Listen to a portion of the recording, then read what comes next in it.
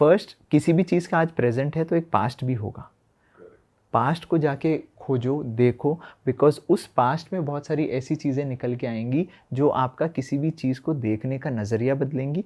And हो सकता है जिस तरीके से आपको एक पूरे मैट्रिक्स में फंसाया गया है या डाला गया है, right from our schooling to education, आप सारी चीज़ें क्वेश्चन करने लग जाओगे। क्यों मुझे सिर्फ English, Hindi, maths, science, SST पढ़ाई गई, जबकि मुझे लोन्स, मुझे बैंकिंग, मुझे स्टॉक मार्केट, मुझे इतनी सारी और चीज़ें, मुझे how to become a billionaire, ये सारी चीज़ें पढ़ाई क्यों नहीं गई? जबकि ये सारी चीज़ें सिर्फ कुछ एक ऐसे लोगों के लिए रिजर्व्ड है स्कूलों में, जहाँ सिर्फ अमीरों के बच्चे, बिलियनर्स के बच्चे, सीक्रेट स्कूल्स जिन्हें हम कहते हैं, ये एग्जिस्ट करता है सीक्रेट स्कूल्स। मतलब अब वो सीक्रेट तो नहीं है, क्योंकि आप जैसे आपको हमें पता है वो कहीं ना कहीं न्यूज़ में हर जगह आ रखा है।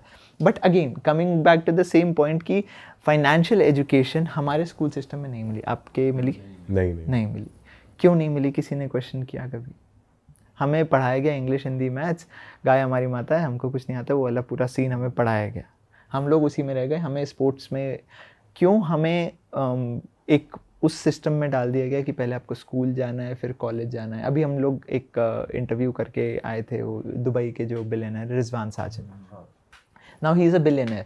तो जब हमारी उनसे बात हुई तो मैंने उनसे एक ही सवाल पूछा, मैंने कहा how do you make your children's mindset कि भाई वो जल्दी से जल्दी ज़्यादा बड़े बन जाए। उनका माइंडसेट बहुत अलग है हमारे माइंडसेट से। उनका माइंडसेट है ही नहीं कि पहले स्कूल जाओ फिर कॉलेज जाओ। उनका क्या, भाई बच्चा 16 साल का हो गया है, इसको अब कमाने पे फोकस करो, इसको फोकस करो कि किस तरीके से बिजनेस किया जाता है। पैसा उसके, हमारे को तो we are money fearing people, this is what I can feel कि बचपन से जब हमें पैसा या पैसे से रिलेटेड जब भी कुछ ऐसी बातें होती है, नहीं नहीं नहीं अंकल, नहीं नहीं नहीं, अरे अंकल, हम ऐसे ही होते हैं। फिर देन धीरे धीरे जब हम बड़े होते जाते हैं, जब हमारे लाइफ में स्ट्रगल्स आते जाती है, तब हमें लगने लगता है कि यार हाँ पैसा इंपॉर्टेंट है।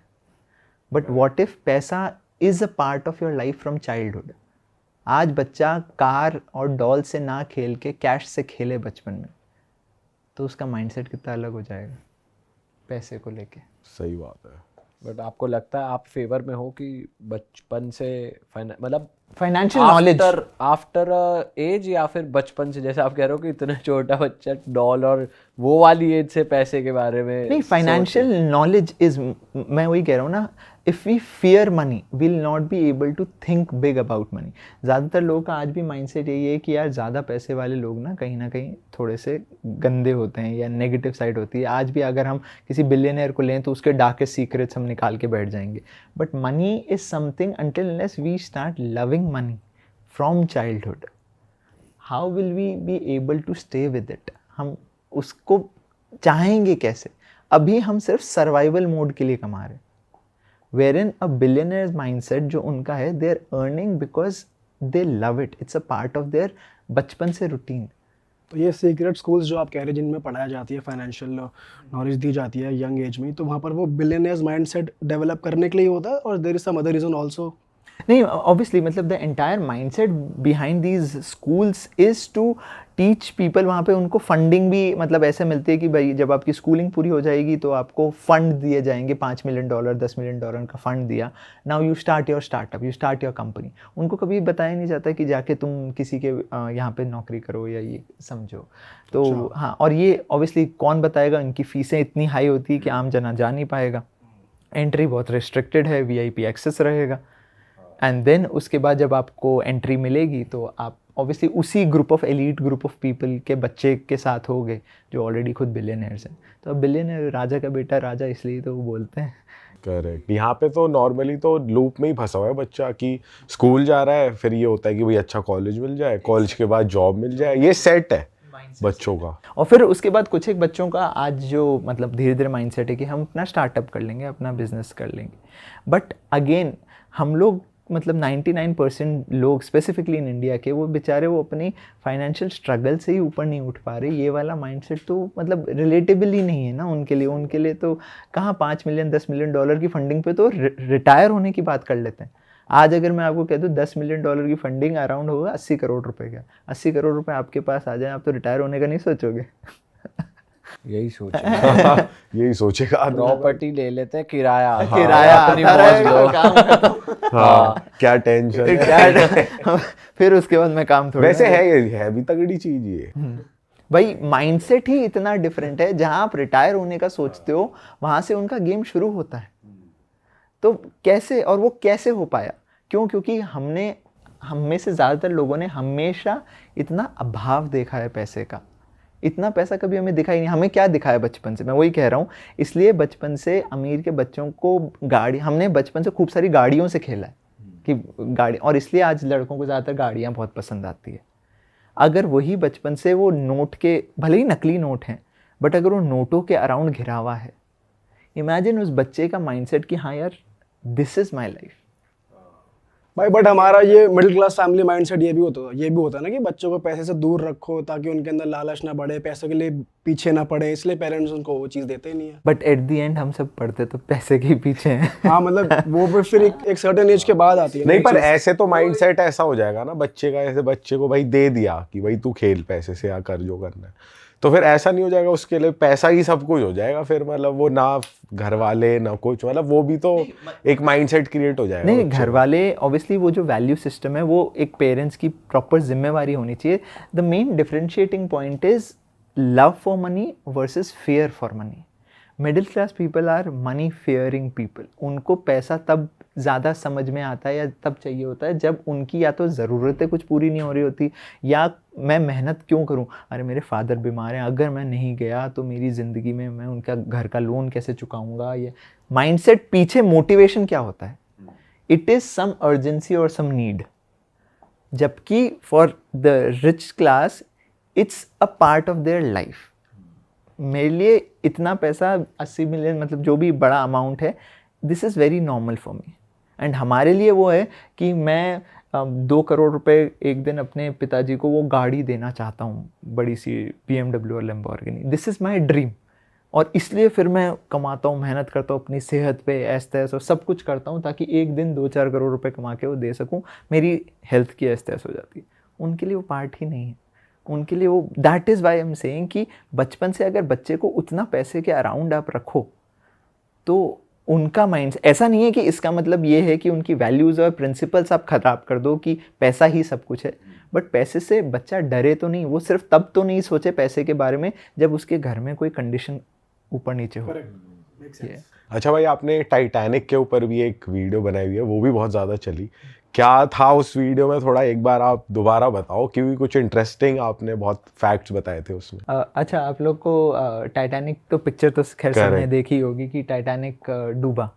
अब आपको क्या लगता है, क्या वो एक नॉर्मल एक्सीडेंट था या फिर उसके पीछे कुछ हो सकता है? भाई मुझे तो नॉर्मल एक्सीडेंट लगा। ठीक है, हो सकता है कि नहीं, नॉर्मल सबसे एक्सीडेंट बड़ा तो था कि जहाज मतलब वो बना। आइसबर्ग आया, बिकॉज ऑब्वियसली वो न्यूज़ में हर तरफ था। तो हुआ तो एक्सीडेंट ही था। अब उसको थोड़ा सा रिवर्स लेके चलते हैं, उस एक्सीडेंट से पहले के 5-6 साल क्या हुआ, that is where the question starts. 5-6 साल पहले की बात कर। हाँ, कि भाई पीछे लेके चलते हैं कि ये एक्सीडेंट हुआ, एक हो गया कि भाई एक गाड़ी आई, गाड़ी आके दूसरी गाड़ी से भिड़ गई, एक्सीडेंट हो गया। क्यों हुआ कुछ पता नहीं, हो गया एक्सीडेंट। बट जब टाइटैनिक की बात करते हैं तो 1907 में यूएस में एक फाइनेंशियल क्राइसिस आया था। तो उसके बाद फाइनेंशियल क्राइसिस आने के बाद it was more of the thing कि जहाँ पे आप एक फेडरल रिजर्व बनाया जाए, तो जिसके अंदर JP मॉर्गन और रॉथस्चाइल्ड जो थे, उनका ये माइंडसेट था कि ये फेडरल रिजर्व बनना चाहिए। जब बाकी जो और अमीर लोग थे, उनका ये माइंडसेट था कि नहीं यार, ये फेडरल रिजर्व नहीं बनना चाहिए, क्योंकि इसके अंदर जो पैसा है, जो सबसे बड़ी पावर है, वो कुछ एक लोगों तक लिमिट हो जाएगी। और जो फेडरल रिजर्व है उसको फंड कौन करने वाले थे? फेडरल रिजर्व जो है, मतलब ऑब्वियसली वो जो रिच क्लास है वो उसी के पास, मतलब फेडरल रिजर्व का मेन मकसद, ये मेन पार्ट ये है कि जो पैसा है वो कुछ एक लोगों के पास आ जाए, और ऑब्वियसली जो टैक्सेशन है और बाकी सारी चीज़ें जिससे पैसा आता है, जो आम जनता से पैसा आता है, वो अब कुछ एक लोगों के कंट्रोल में आ जाए। So that was the main understanding of it. अब वो फेडरल रिजर्व जो नहीं बनने के फेवर में थे, it was more of like कि नहीं बनना चाहिए। एंड JP मॉर्गन का लास्ट मोमेंट पे टिकट्स जो थे वो JP मॉर्गन के भी थे, उस टिकट्स मतलब उस पे जाने के। लास्ट मोमेंट पे जेपी मॉर्गन अपना टिकट कैंसिल करते हैं अच्छा। और 3 और जने थे जो उस डील का पार्ट थे, वो तीनों जने उस शिप में होते हैं और ऑब्वियसली टाइटैनिक जाती है। अब उसके अंदर बहुत सारे लोगों का ये भी कहना है कि उस दिन उस शिप को जो वो गई उसकी स्पीड, जबकि सामने आइसबर्ग दिख रहा था, स्पीड कम नहीं की गई थी। अच्छा, आप लोगों ने टाइटैनिक मूवी में भी एक सीन ऐसा देखा होगा जिसके अंदर वो डाइवर्ट करते हैं, वो स्पीड कम भी करते हैं आई गेस, उसमें दिखाया उसमें मूवी में दिखाया है कि वो डाइवर्ट करते हैं। इन रियलिटी वो बताया गया है। उसके अंदर भी आपने शिप में देखा होगा सीन में, वो कह रहे हैं कि यार स्पीड कम हो नहीं रही है, वो ट्राई कर रहे हैं लास्ट मोमेंट पे कि मतलब जब सामने आइसबर्ग दिख गया तब वो स्पीड कम कर रहे हैं, बट लास्ट मोमेंट पे तो स्पीड कम होगी नहीं। तो इसके अंदर भी लोगों का ये मानना है कि स्पीड को जानबूझ के तेज़ रखा गया कि डैमेज इस कदर हो कि मतलब हाँ पानी जो है वो इस कदर आ जाए। उसके बाद डिस्ट्रेस सिग्नल भेजे गए थे जो मूवी में भी दिखाया गया। अगेन वो जो डिस्ट्रेस सिग्नल थे वो आसपास की किसी भी शिप ने उसको रिस्पॉन्ड नहीं किया। अगेन क्यों नहीं रिस्पॉन्ड किया गया। एंड अगेन जेपी मॉर्गन ने लास्ट मोमेंट पे टिकट अपनी कैंसिल कराई, बाकी जो 3 जने थे वो उस शिप का पार्ट थे। एंड देन ऑब्वियसली तो आप कह रहे हो कि जो सिग्नल्स भेजे गए थे वो डिस्ट्रेस सिग्नल्स भेजे ही नहीं थे? नहीं भेजे गए थे, इंटरसेप्ट नहीं किए। मतलब जैसे आपके सामने से कोई चिल्ला रहा है हेल्प, मदद करो मदद करो, आप सुन के भी अनसुना कर दो तो। ऑलराइट। और वो जो उसमें लोग थे वो फेडरल रिजर्व के जो अगेंस्ट थे कि नहीं बनना चाहिए, वो उसमें से अब ऐसा बोला जाता है कि ऐसे जो लोग थे वो ऐसे थे जो फेडरल रिजर्व बनने नहीं देना चाहते थे। एग्जैक्ट कहानी अगेन हिस्ट्री के पन्नों में ही है, उन लोगों के पास ही है। बट आप सिर्फ चीज़ों को अगर थोड़ा सा देखते हो और इंसिडेंट्स को लाइन अप करते हो, that is when you start to question the reality.